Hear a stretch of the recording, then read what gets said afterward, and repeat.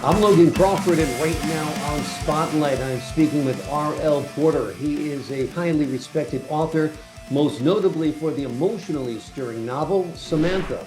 The book traces the journey of a young and resilient Samantha who learns early on that independence, both financial and intellectual, is paramount, yet finds herself grappling with external forces that seek to exploit her vulnerability and compromise her autonomy.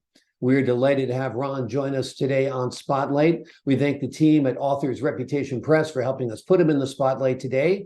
And we ask viewers like you to support writers like him by subscribing to our channel. Ron, good to talk to you today. My pleasure.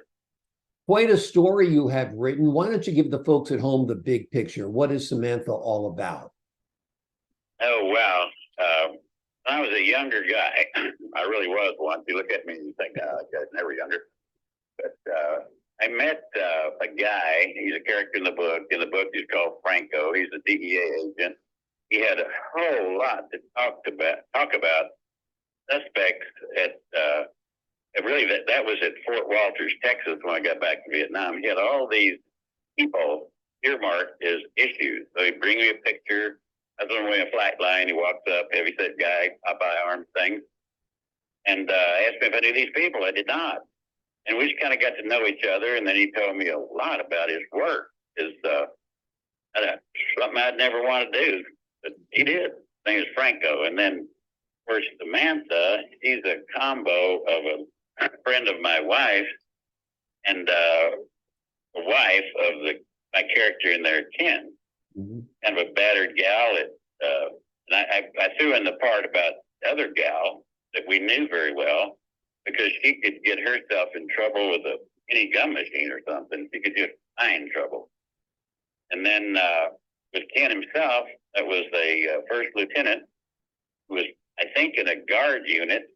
And the guard unit got deployed to Vietnam, but he did not go. And he had a complex about there, something I'm not sure. But boy, he was a rough character to live close to, and we did live about 4 houses away from him. Kind of those guys. I just spun the story kind of like Franco was telling me, and somewhat like Ken was as a person. Gotcha. And how long did it take you to write this? You kind of had the storyline in your head, obviously, for a while. And what was like putting it down on paper? I was an automobile dealer. My son had gone to California to school, excuse me, and he was making a living working, selling, writing and selling generic stuff that could be used in any plot, I guess, any sitcom. I just got to writing, thinking about things. I wrote 10 Days in Dallas, never even tried to publish it. I wrote Free to Choose.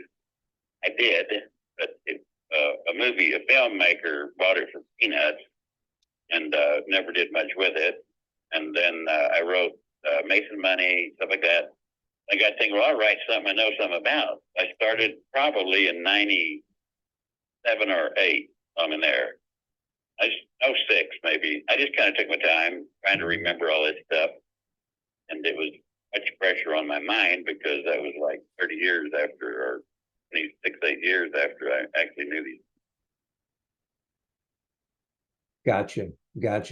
Now, your book centers on exploitation, victimization, self-determination. Tell us a little bit about these themes that recur in the book.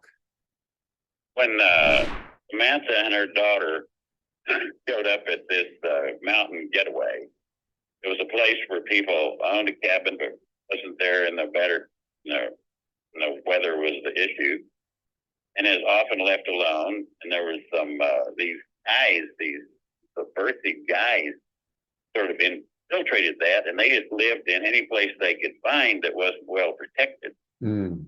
And I found a lot about that from that kid, man, Franco. So I made that a prime element in much of the scene. And then there's the guy who, kind of the hero, he was just kind of really checking on Franco some, and Franco's partner, but he was up in there a lot. Anyway, I made that a part of the scene. then the house burning down. That goes back to the character that I made Samantha sort of a part of. Mm. And it was really a fire. It didn't really level the house, but damage. Anyway, I just blended that all in, Mr. Crawford, and I think I really liked the story after I read it. Yeah. I think I did better than I thought I was going to do it. Absolutely, absolutely. It's an amazing story. Have you pictured it as a series or a movie at all? I haven't. I'm working on one now, though. No, the movie, yeah. I've never talked to a filmmaker about it. My son, that writer's strike and everything, they're not doing much over there, but it is one. It would not be economically friendly to a producer, having to have them burned down and being in 3 or 4 parts of the country. I'm sure they'd have a library of films, they could cut and paste and all that. Right. That would be kind of expensive. But the one I'm working on now, I have some ambitions about that. I grew up in West Texas on this little farm. My dad died when I was 4. I left home. I had $46 and half a tank of gas and a track scholarship. Mm. Well, all of that evaporated because I wasn't fast enough to have a track scholarship. And I was in love with this girl. Her name was Sylvia. I mean, I was crazy about everything. So I just kind of from there, I got to, I was reclassified 1A. I spent 5.5 years on Sam's Army, and I flew combat aircraft, 303 missions, and come back wondering how in the world they'll do it. And then with a partner, we built Scottsdale Honda in Scottsdale, and same partner, we built Acura in Phoenix. Mm. Well, I was up back. But I always had this very story we're talking about on my mind.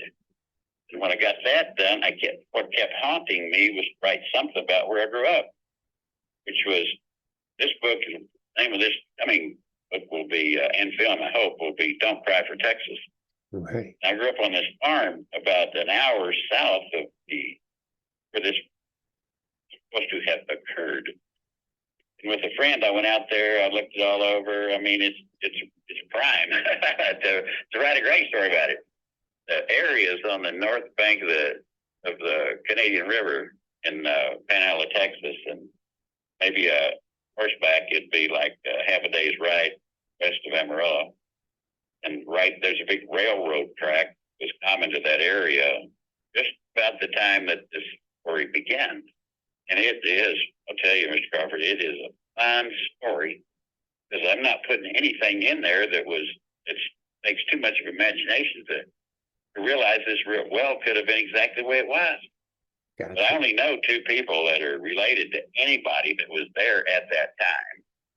And they think I'm goofy. So, anyway, something. I'm going to write a story that ain't very goofy. Yep, I'm sure. You got a working title for that yet? It's Don't Cry for Texas. Oh, that's right. Don't Cry for Texas. Love the title, that's for sure.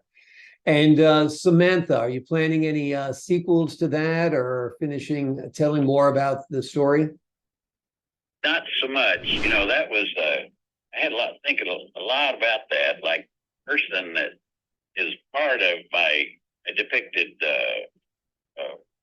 Samantha as, well, she's still alive. Mm. Some of the things that happened to that lady, I'm sorry about it. I kind of see where it came from, but I kind of don't want to mess with that too much, because I feel it well. It's not any way we can make this her. We can do that. No way. But it might be offensive if she would read this. I think. I hope not. Yeah, hope not as well.